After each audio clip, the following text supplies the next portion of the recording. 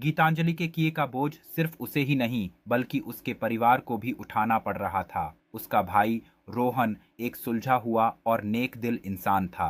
उसे अपनी बहन की हरकतों पर बेहद शर्मिंदगी और पछतावा था। उसे लगता था कि उसके परिवार की वजह से पोद्दार परिवार को बहुत कुछ सहना पड़ा है। इसी अपराध बोध के चलते एक दिन वह हिम्मत करके पोद्दार हाउस पहुंचा ताकि वह व्यक्तिगत रूप से सबसे माफी मांग सके।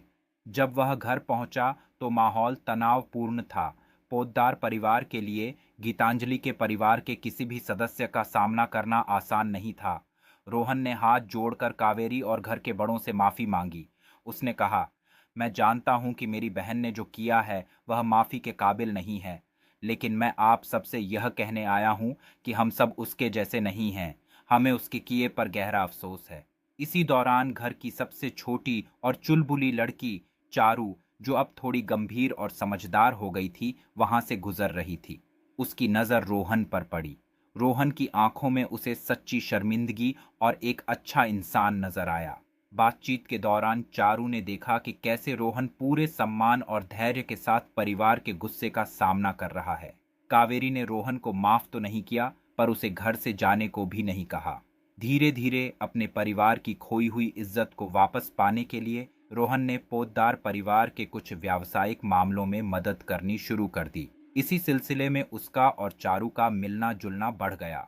शुरुआत में उनकी बातें सिर्फ काम तक सीमित थीं, लेकिन जल्द ही वे एक दूसरे के बारे में बात करने लगे।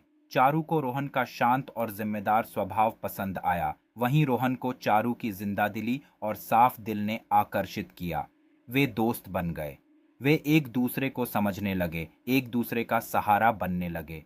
रोहन को चारू में एक ऐसी दोस्त मिली जो उसके परिवार के अतीत से उसे नहीं आंकती थी, और चारू को रोहन में एक ऐसा इंसान मिला जो उसकी बातों को गंभीरता से सुनता था। दोस्ती कब प्यार में बदल गई उन्हें पता ही नहीं चला, लेकिन यह प्यार कांटों से भरा था। जब परिवार को उनके रिश्ते की भनक लगी तो घर में भूचाल आ गया।